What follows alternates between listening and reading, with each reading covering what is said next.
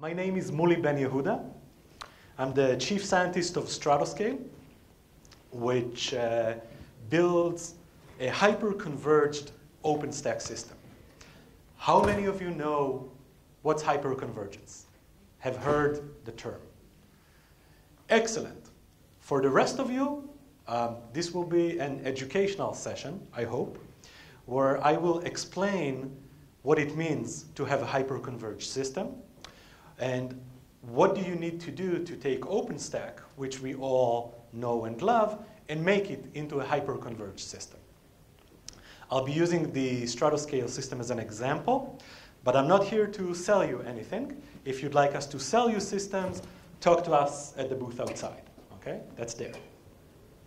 So, a brief history of data center architectures.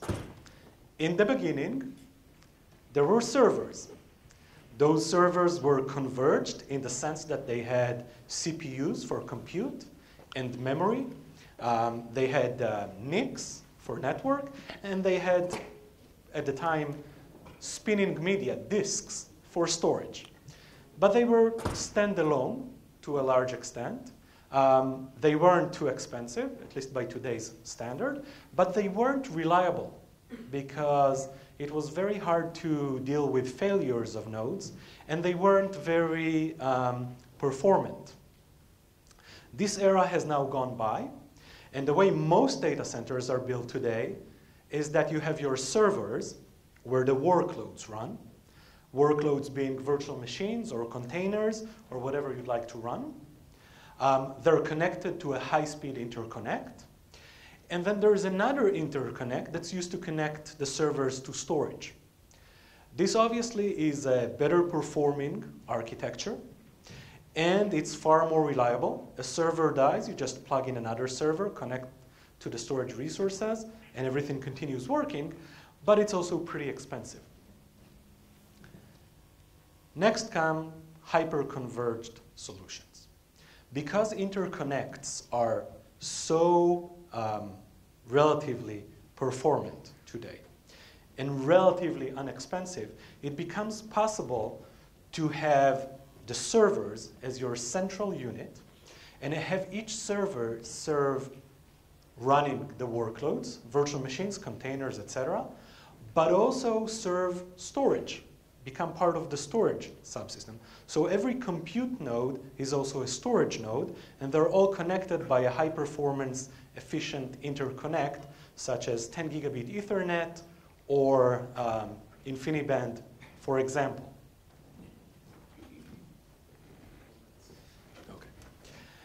Okay. This is hyperconvergence in general, but the way it's mostly brought, the way most vendors today bring it to market is that they take a hypervisor.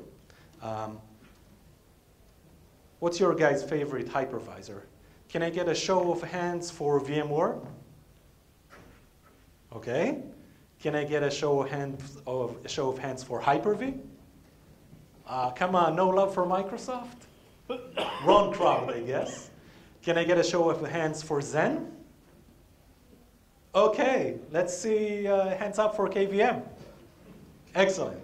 So you take your preferred hypervisor, KVM for example, or VMware or Hyper-V, because you guys are not representative of the industry as a whole. And then you also take a storage subsystem. Maybe you take Ceph, maybe you take something else, and you put them on the same server using the same shared interconnect. What happens next? If these are black boxes, as they are, that have no knowledge of each other, that they do not collaborate, you run into situations where they really hurt each other because they run on the same servers, using the same resources, competing for the same resources at the same time.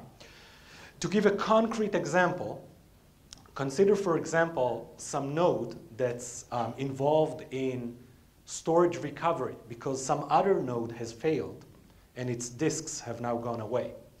That node that is involved in storage recovery, it's using a lot of CPU cycles, a lot of network bandwidth, getting data from other nodes to create more replicas of the data. At the same time, the virtual machines running on that node now come under a spike in the load that they're under. And they want the same cycles as well. They want the same bandwidth as well. This is hyperconvergence V1. It's not ideal. It's far from ideal. What do you want for a true hyperconverged solution? You want these subsystems. You want the compute subsystems, the networking subsystem, the storage subsystem to be co-designed, co-optimized, and to work well together. Okay. Almost. Any questions so far? Excellent. Let's see if the slides have come up.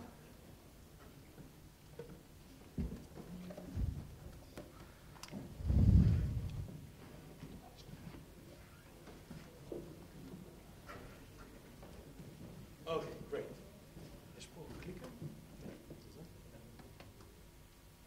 Okay. So, as I mentioned, the road to a hyper-converged OpenStack. We've talked about this, and we've talked about this, and we've talked about this. This is the first generation hyper-converged system, where every node is both a compute node and a storage node. Just a second. Full screen. All right. Thank you. And this is the black box issue that we talked about. So now let's build a great hyper-converged solution based on OpenStack, because we're talking about OpenStack here. What do you want? What are the requirements? What features, what benefits do we want this thing to provide? I argue that the first thing we want is for it to be software only. We don't want to be tied into any specific hardware, just like OpenStack is not tied to any specific hardware. We want it to run on any hardware, and we want it to take advantage of the capabilities of the hardware. We want it to be able to run anything. Today, that means virtual machines, containers. In the future, maybe some other form of packaging software for consumption will come along. At that point in time, we will need to run that as well. We don't want external storage. We want internal storage, the same storage resources that are inside the servers, to be available to the workloads running on the system while providing enterprise-grade storage quality. We want this to be a single infrastructure. We don't want to have to carve this up. These nodes are for running KVM virtual machines.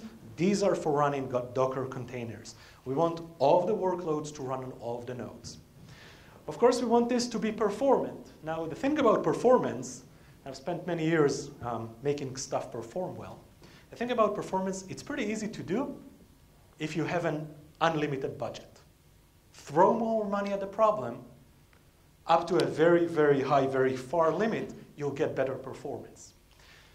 What we want is to build a performing system that is also efficient in the way it's using resources. Put differently, we want a system that performs the best we can with the least amount of resources, so for the lowest cost. It's always nice if there's a single pane of glass to manage this thing. If you don't have to manage the network differently, the storage differently, the compute differently, as you used to have to do in the past. And of course, we want this to be scalable and reliable, I hope, for obvious reasons. So, some things that you have to take into account, some problems that you run into when you try to build such a system, such a solution. One is you have to worry about failure domains, okay? You have to consider, let's say you replicate data, because you have to. You have to make sure that those replicas don't all fall on the same server, because if then that server dies, you've lost your data. Hardware heterogeneity. That's both a problem and an opportunity. If you have just a few nodes, and the scale we're aiming for is anywhere from 4 nodes to 4,000 nodes right now. If you have a few nodes, you probably want them to be balanced. But as your scale grows, and remember, this is a solution that is agnostic to the hardware, you'll end up with different types of nodes, and that becomes an opportunity because different type of nodes are better suited for different things. For example, obviously, a node with a lot of storage resources, it's better suited for storage. But a node that maybe something like a blade that has relatively few storage resources, that's better suited for compute. So you want to use these resources, these different resources, optimally. You want to be able to handle both ephemeral and stateful or persistent storage, because some of the things that will run on this, they want persistent storage. Other things, they take care of the persistency themselves, and you don't want to pay the cost of persistency. You have to take into account, remember I said 4,000 to 4,000 nodes. At 4 nodes, they're all very close together, equal bandwidth to all of them. At 4,000 nodes, actually at 40 nodes, you're probably within a single rack.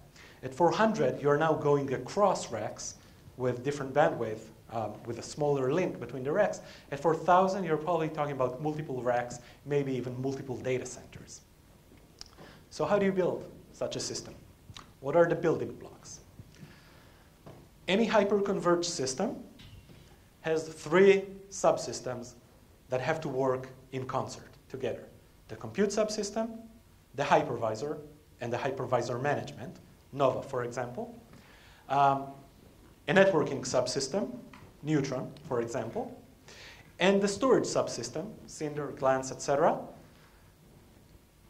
where they work together. What do you want out of your storage subsystem to start with? As I mentioned, you want this to be server-side storage, not external storage, where the storage resources are on the servers. You want it to be performant and scalable. For example, in the Stratoscale solution, it's a single hop from any node, from a workload running on any node, to the storage for that workload. You want predictable performance, and you want this to be robust and resilient, because there's this definition of a distributed system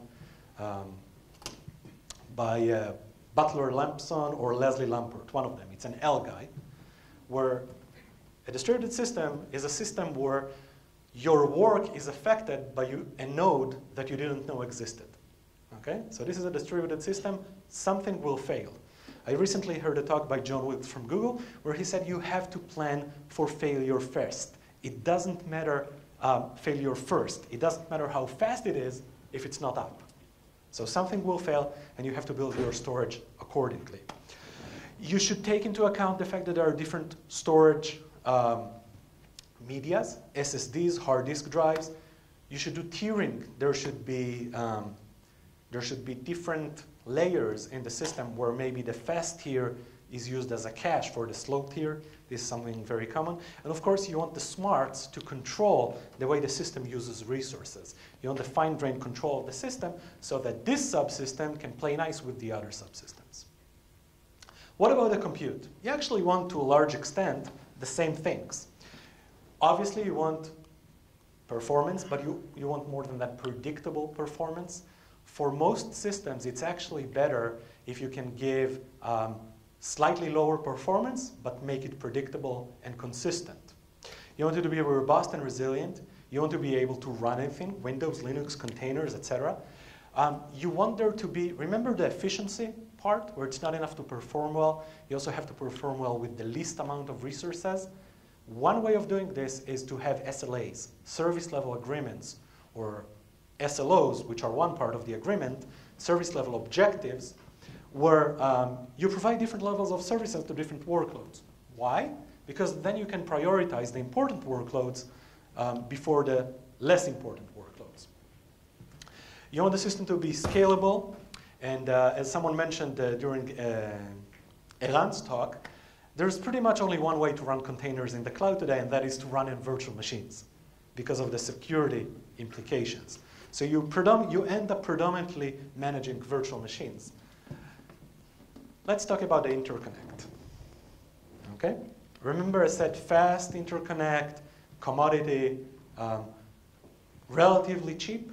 The problem in a hyper-converged system is that it's running everything. It's running the virtual machines and the containers traffic. It's used for your management traffic. It's used for your data path operations, for example, writes and reads to storage. It's used for storage recovery. It's used for everything. Your interconnect, your networking subsystem has to be able to accommodate all of these different traffic types, prioritizing them one on top of the other, depending on the current conditions. This is where the first generation hyper-converged systems fall short, where you need true hyper-convergence. For example, to make this again concrete, let's say we have a system with 3 replicas of every storage block. We've just lost some nodes, and we're now down to a single replica. Getting that second replica, that's crucial. Otherwise, you're at a grave risk of losing data. So at that point in time, you should prioritize the storage traffic to get that extra replica above pretty much everything else. However, we've now gone up to 2 replicas, and we need the 3rd replica for the system to return to its steady state. That can actually wait.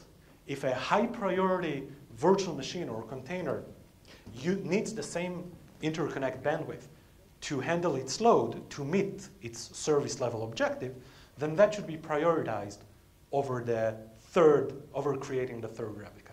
That is just one example where you can't really build a well-behaving, proper system if your networking subsystem is not aware of the storage subsystem, is not aware of the compute subsystem. They have to be truly hyper-converged and work well together. Let's talk a little bit about the control plane. Some other traits of what a hyper-converged system, OpenStack system, would look like. You want your installation process to be scalable. That isn't really specific to hyper-convergence. You just want a scalable installation system so that installing 4 nodes and 400 nodes is pretty much the same process. You should follow distributed systems best practices. There should be no controller, okay? Because if the controller has gone down, the system has gone down. It should be a distributed system with multiple services, without a single point of failure, where services can be discovered dynamically, where there's self-healing, where services come up when the node that they ran on went down, they come up on new nodes. These are all traits of what your solution should look like. There should be cluster-wide resource load balancing, and I would add even there should be resource load balancing within single nodes so you can make the best of them, so that you can avoid interference between virtual machines and containers, the so-called bad guest problem. You should be able to avoid contention and to optimize the system. There should be an analytics layer that understands the workload. That's all part of making this efficient. If you understand, if you can anticipate, and if you can react quickly, but even better, if you can be proactive and not have to react to what your workload is doing, then you can build a better performing system. And as I mentioned, at a large enough scale, this should work across multiple data centers. So how do you build such a system? One thing you need is a single image. As I mentioned, there should be no controller. There should be no special nodes. All nodes are the same. All nodes can perform all roles. All nodes can run any service. A node has gone down. The services that ran on it are brought up on other nodes automatically. Those of you who were at Avishai's workshop on making Cinder highly available, you probably saw a demo of some aspects of this. So any node should be able to run anything. You should not have to, at a former employer who shall not be named, we used to laugh that you need half a rack for the management system and then the rest of the rack to do actual work. That should not be the case, and it doesn't matter what the ratio is. The point is you should not have to think about if I want to run these many workloads, how many instances of some specific OpenStack service, pick your favorite, do I need to run? This should all be automatic based on the load. And of course, when you go to a large enough scale, it's very hard to get strong consistency. You have to go to eventual consistency with consensus-based decision making. There's a paper that's just coming out from Facebook where they've looked at making their stack more consistent, and it's a progression. They started from there's no way it will work, into it's really unlikely to work, into no, into okay, we couldn't make it work. So that there was a nice progression towards making it work, but the end result was they couldn't make it work. So you have to go to eventual consistency. As I mentioned, this has to be a distributed system. The storage has to be distributed as well. Again, this is just one way of doing this, but I'll cover this. This is what we do at Stratoscale with our distributed storage subsystem. There's a client that runs on all of the physical servers. If they're running virtual machines, or for every virtual machine, that block storage client talks, for example, to a VirtIO driver. Can be VirtIO SCSI or VirtIO block.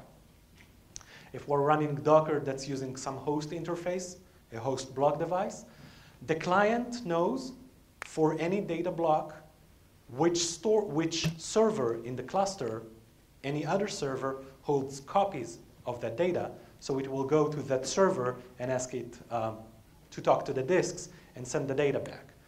This looks like a single pool of storage, and of course when a disk fails or an SSD fails or even a node fails, everything is replicated so you do not suffer any loss of data. As I mentioned, you have to be able to provide quality of service and do traffic management because you have these different things that are using the same shared interconnect. The storage, the workloads, the system itself. You have to take into account topology information and failure domains. For example, if you have multiple racks, then a failure of the link between the racks should not cause havoc, should not cause the system to go down. If you have multiple racks across multiple data centers, then you have to asynchronously replicate. And the Stratoscale system, for example, has extremely fast migration of virtual machines, but you should be very careful not to migrate virtual machines across this link to faraway data center unless you really have to. I mentioned the cluster load balancing and the workload profiling and migration. The idea is that the workload comes in, you perform admission control, and then you start looking at it. You don't know anything in advance because you don't want to force the customer to tell you the characteristics of this workload. Do you guys know why? Users lie. They lie all the time. It's not because they're malicious, it's just because they have no idea what they're running. So instead of asking the users and getting the wrong answers, we just learn it. We profile the workload, we classify it into what kind of workload, what its resource demands are going to be in the near future, in the far future, next week. We decide where to place it. For example, one way of saving on the shared interconnect resource, limited resource, is to put two VMs that communicate all the time together on the same physical server. And then their traffic doesn't even go to the interconnect. And of course, this is continuous and it runs in the background all the time. The glue that ties the distributed system together in our system is console.io. It's a key value store that's consensus-based, as I mentioned. It exposes a key value API, but also provides DNS services, again, as you probably saw in Avishai's demo. I won't talk about high availability too much because we've already covered it. What about post-copy live migration? This is the mechanism that we use to balance load across the rack. It's an extension to the KVM hypervisor that we wrote, where the idea is that we track the working set, the memory, the pages that any workload touches at any given point in time. And then when we migrate it, we don't migrate the whole virtual machine, which might be 32 gigabytes of memory. We migrate just the working set, which for an idle virtual machine that's 32 gigabytes of memory is actually more like 5 megabytes. Okay? But that's for an idle virtual machine, so not very interesting.